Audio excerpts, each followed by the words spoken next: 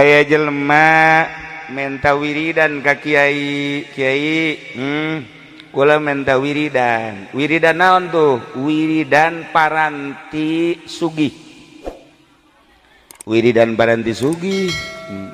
siapa lamun sugih ya sana moal kuat mawa sugih dasar wali numerena wali dibere wiridanana paranti datang ke Allah ya bae wiridkeun naon wiridana innama amruhu idza arada syai'an ay yaqula lahu kun fayakun fasubhanalladzi biyadihi malakutu kulli syai'in wa ilaihi turja'un wiridnya ieu nya engke sugih-sugih engke bakalna sabaraha kiai sapetingna 1000 Mbah Ahmad 1000 sabare baca 1000 dibaca kunyana 1000 Bismillahirrahmanirrahim subhanalladzi biyadihi malakutu innama amruhu idza arada syai'an yaqula lahu kun fayakun subhanalladzi biyadihi malakutu kulli syai'in wa ilaihi turja'un terus we dibaca kunyana saeuting 1000 salila 113 poe mun dibikeun ka urang dieu olab asana moal kuat urang dieu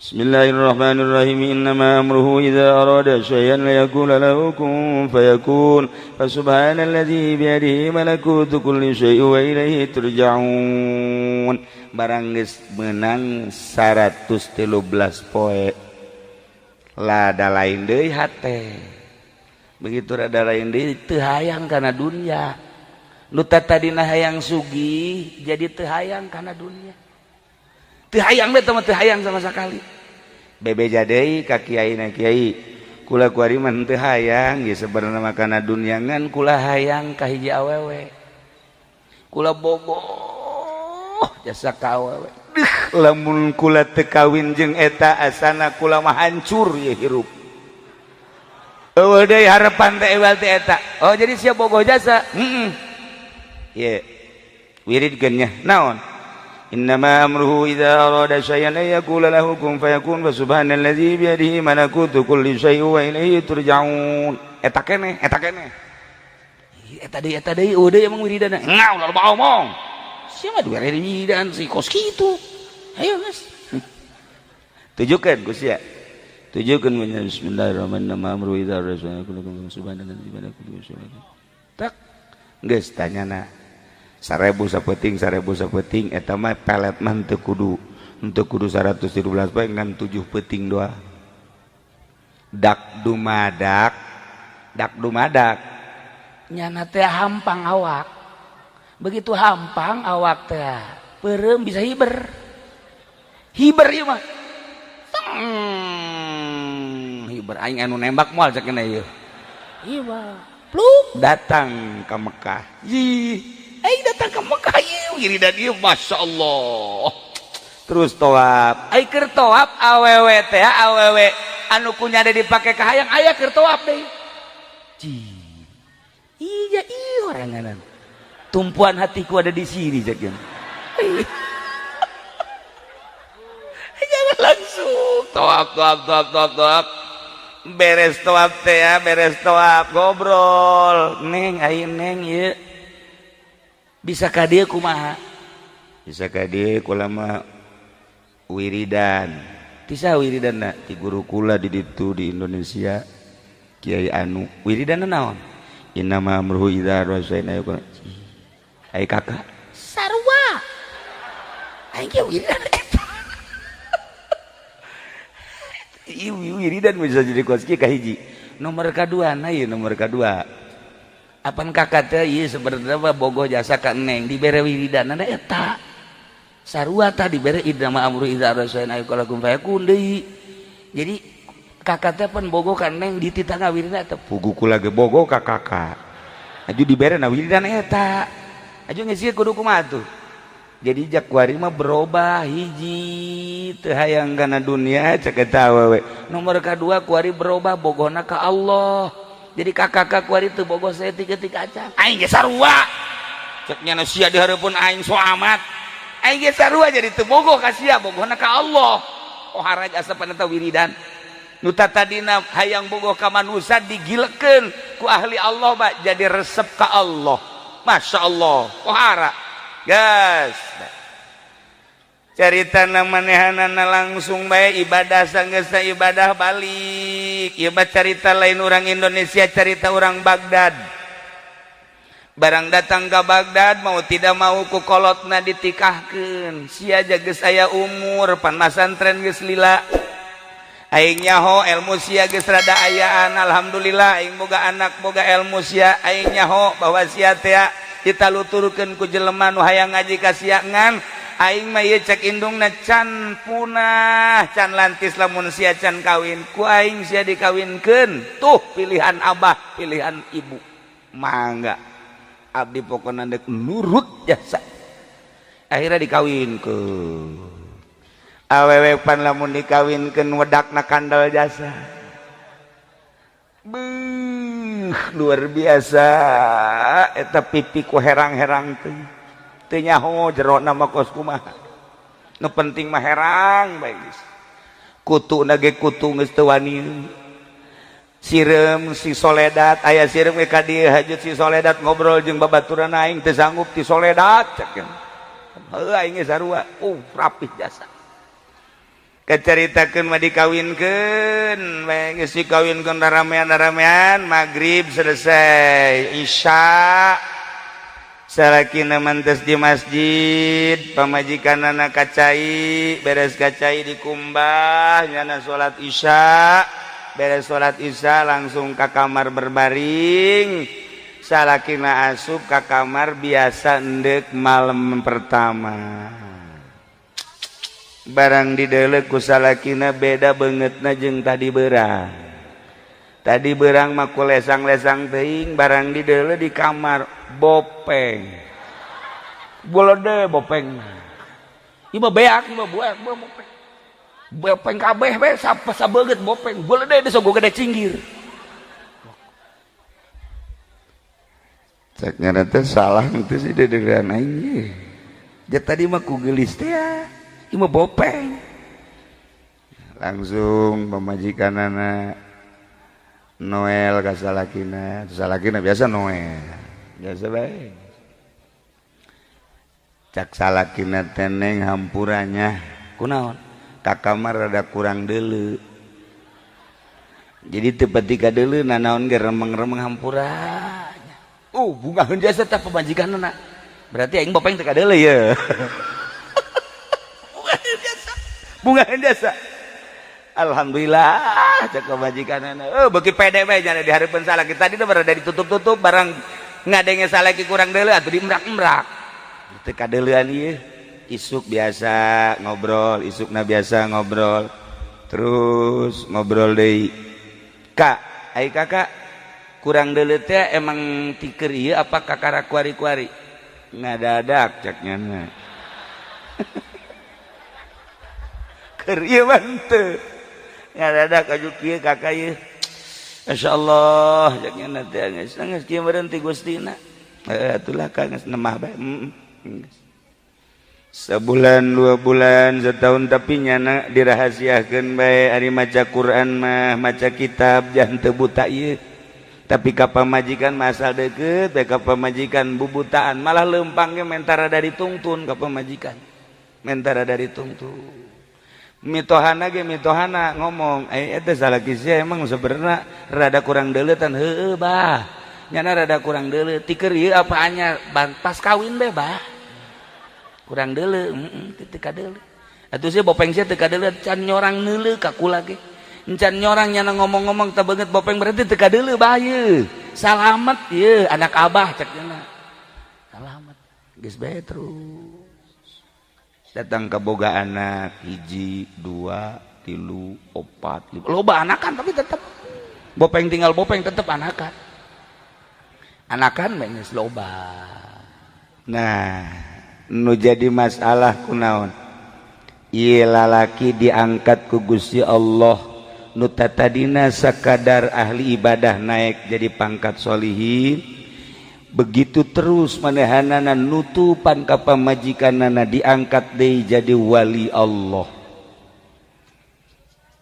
ulah sambarangan eta teh ngabungakeun pamajikan lain kudu ku duit ngabungakeun pamajikan teh lain kudu dibantuan ku tanaga ieu tah nutupan ka isin pamajikan ti kawin datang ka anak baranakan nyana tetep bae ngakuna kurang deuleu ku sebab nyana mipindingan ka isin pamajikan haju ditutupan ku salakina diangkat jadi wali Allah. Beuh eta pohara jasa kuat jasa eta santri kasep aya di nyana, gagah aya di nyana, pinter aya di nyana, boga pamajikan bopeng tetep bae cek nyana lah ieu geus nasib di Gusti Allah dek dipimpiningan bae dek ditutupan diangkat jadi wali.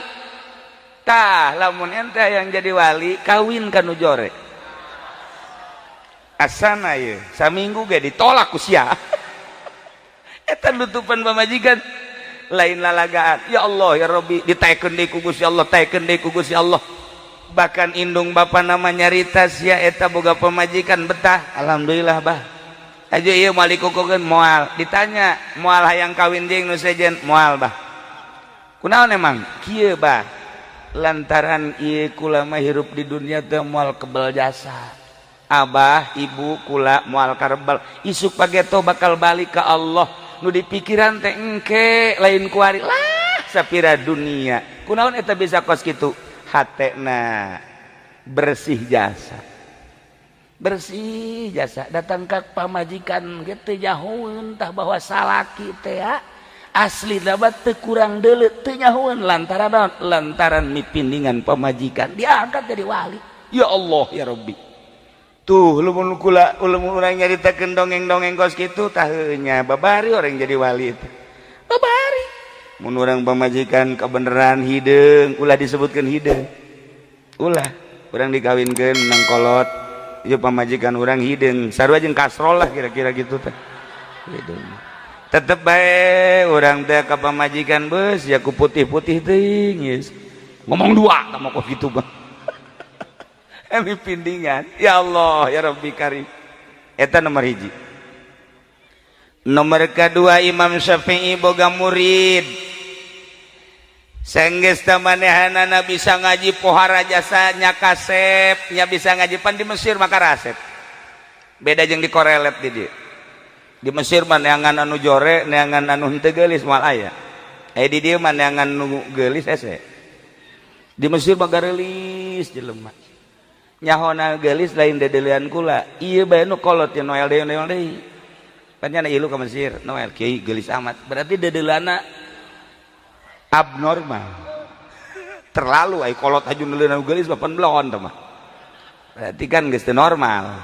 Nah ieu Imam Syafi'i boga murid naon gitu pinter jasa ai prak dikawinkeun ku indung bapana jore jasa. Masya Allah. Mun potongan bangsa urang mangges moal anakan. Setrum. Setrum. Setrum. Tapi nyana mah terus bae dilaksanakeun bae teu perkawinan.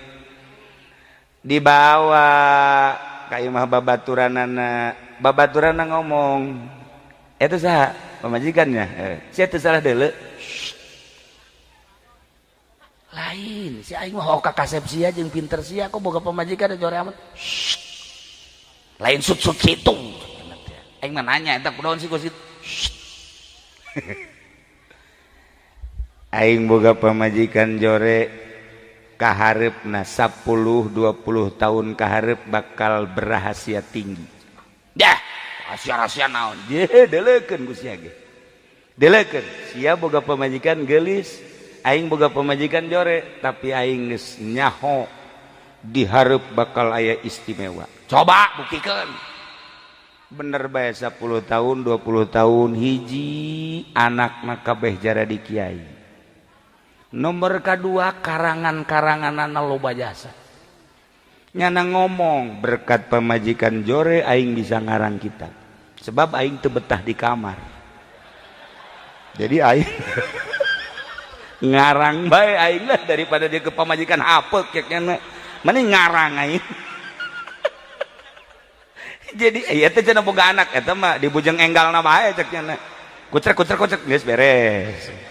Tuh aing teh kuari itu rahasiana barang 20 30 tahun kapanggih deui jeung babaturanana ari eta kitab anu dur toko kitab karangan sa Alhamdulillah karangan Simkuring. ai itu anak anu nyeun pasantren di ditu eta anak kaula. Alhamdulillah Masya Allah. Rahasiana naon sih eta bisa boga anak jadi di kiai haju karangan loba. Rahasiana pamajikan jore. Jadi aing geus teu betah jasa aing mah di kamar teh teu betah. Neule irung ya irung kos kitu. Mata kos kitu. Haju ieu sungut jebleh kitu pan. Nah aing rahasiana kulantaran teu betah pake nganalar pake ieu ngarang tah kitab karangan-karangan aing loba eta teh berkat pamajikan aing jore. Tuh nu mantak di jero kateungeunah aya rahmat Allah. Geus lamun urang boga pamajikan jore asana ieu ye anu ngamotivasi ka aing bakal jadi wali aing. Tungtung nama ka pamajikan teu bogoh jadi wali henteu. Urang mah rugi 12 betungtung nama. Nu jelas mah disadari ku Gusti Allah, disadari ku urang. Nah ieu maksudna kumaha? Hate urang lamun geus bersih neuleuna naon bakal akur. Neuleu kasep ciptaan Allah, neuleu geulis ciptaan Allah, neuleu jore ciptaan Allah, neuleu kumaha bage ciptaan Allah. Urang bersihkeun geura hate urang satungtung urang dibere umur ku Gusti Allah, pake dumadeheus ka Gusti Allah, abe urang ibadah mantep ka Gusti Allah. Urang geus jelas masjid mah teh kurang bersih, maningan ngabersihan hate urang. Yu urang babarengan di mana kiai ngabersihan hate moal aya di sakolahan mah ngabersihan hate mah ayana di pondok-pondok pesantren salafi. Ai kitu pondok pesantren modern salah teu salah sama sekali.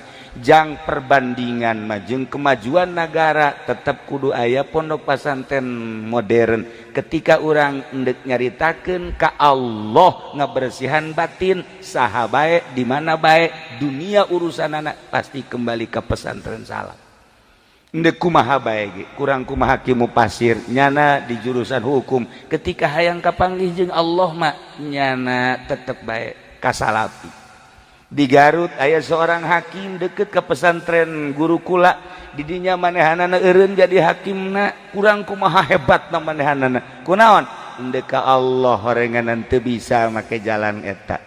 Kuda boga guru bahasa Inggris baheula kungsi lalagaan belajar bahasa Inggris nyana di Universitas Bandung ngaguruan Pak Aam ngaranna ngan kula mah haju dipicen teh bahasa Inggris ngan nyahona ngan hiji doang I love you doang hiji doang eta mah teu dileungit-leungitkeun antum asal anu gelis I love you say eta mah eta tadi leungit teh mah. Nah eta kumaha ketika nyana asup ka pondok pesantren nyaritakeun tentang ibadah kunyana ditinggalkeun profesi nyana sebagai guru bahasa Inggris di Universitas Bandung. Nyana eureun kabeh ge kembalina tetep ka pesantren salaf teu jore pesantren modern jang perbandingan jeung kemajuan ketika endeu ka Allah tetep ka pesantren salaf babarengan yu urang masing-masing ngabersihan batin jang menuju ka alam akhirat sebab di henteu teh ge urang bakal kapanggih jeung Gusti Allah Subhanahu wa taala bakal ditanya sabaraha taun hirup dipake naon ta umur dibere harta digunakeun naon tah harta dibere gagah pake naon tah gagah dan lain-lain sebagainya bakal ditanya.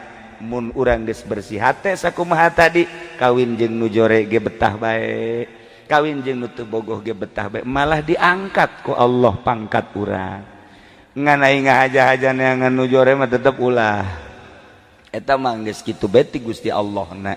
Mun urang dikawinkeun kabeneran teu bogoh teruskeun. Kula boga dongeng hiji deui aya santri abah kawinlah jeung hiji awewe nang kolot teu bogoh barang geus teu bogoh cak abah teh teruskeun bae eta mah mustika ti kolot akhirna diteruskeun santri loba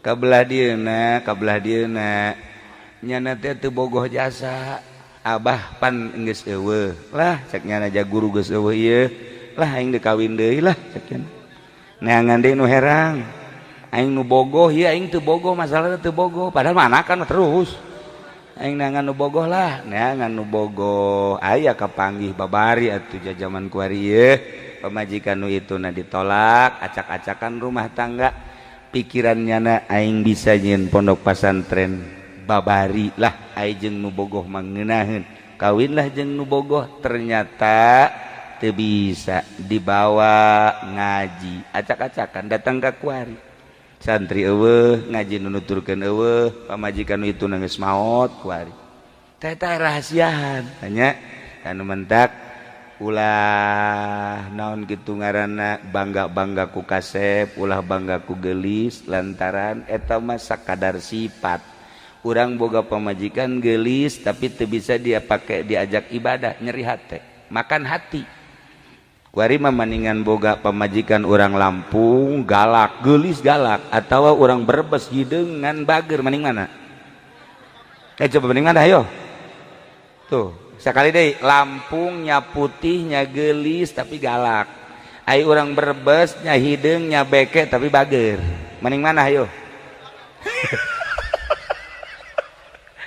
tuh bisa gak jawab sih aja esek aja kuku wage gitulah para jamaah kaum muslimin wal muslimat rahimakumullah dina malam ieu pengajian nomor kahiji tasyakur bahwa masjid ieu geus rampung sakieu ayana istilah di zaman Pak Harto mah ieu gunting pita atawa walimatul wakiroh alhamdulillahirabbil alamin pencet knopna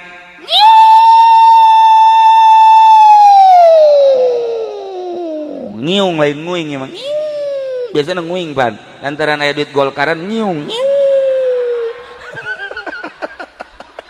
selesai guntingna geus teu kudu make gunting je guntingna geus saper gunting besi atuh kudu make arit ge cukup ya mah geus ai ban-ban Pak Harto mah make gunting guntingna gunting emas beres acara guntingna dibikeun ka Pak Harto kan mantep ai kuari mah make guntingnya jadi dibikeun ka kula jangan naon gunting kos kitu ieu kudu guys alhamdulillah nomor kedua ingat bahwa kangjeng Nabi diisrokeun minal masjidil haram ilal masjidil aqsa yakni masjid berarti masjid perlambang secara zahirna bentuk masjid horenganan secara batinna jang menuju wusul ilallah gitulah para jamaah kaum muslimin wal muslimat rahimakumullah tina urayan simkuring ti awal tepikeun ka akhir ieu eueuh deui iwati ngajak ieu urang dumadeheus ka Gusti Allah dengan ngebersihan batin kumaha bae carana memeh urang dibere kesempatan ku Gusti Allah Subhanahu wa taala hampura kula hampura ka para kiai ka para ustad kula geus teu kudu dipenta deui itu keneh ka para pejabat ya para pejabat geus sarua bae ngabutuhkeun ridho Allah di ridho Allah ayana dina kebersihan batin jelema anu ngabogaan rencana-rencana dek jadi DPR, dek jadi bupati, dek jadi kepala desa nu penting rencana na bener-bener ikhlas dek galuhurkeun agama Allah Subhanahu wa taala sakitu bae pihatur ti simkuring hapunten tina samudaya kalepatan sareng kakiranganna urang ngadoa Allahumma sholli wa sallim ala sayyidina Muhammadin fil awwalin wal akhirin wa barik wa sallim wa radhiyallahu taala an sadatina ashabi sayyidina Rasulillah ajma'in amin ya Allah ya rabbal alamin Allahumma arham ummat sayyidina Muhammad Allahumma ajbur ummat sayyidina Muhammad Allahumma aslih ummat sayyidina Muhammad Allahumma farrijan ummati sayyidina Muhammadin sallallahu alaihi wasallam Allahumma anfa'na bima 'allamtana wa 'allimna ma yanfa'una wa zidna ilman wa yaqinan wa zidna ilman wa yaqinan wa zidna ilman wa yaqinan walhamdulillahi ala kulli hal wa na'udzu billahi min kulli hali ahli nar rabbana taqabbal minna innaka antas samiul alim wa tub alaina innaka antat tawwabur rahim wa shalli wa sallim ala jami'il anbiya'i wal mursalin walhamdulillahi rabbil alamin wallahul muwaffiq ila aqwamit thariq wassalamu alaikum warahmatullahi wabarakatuh.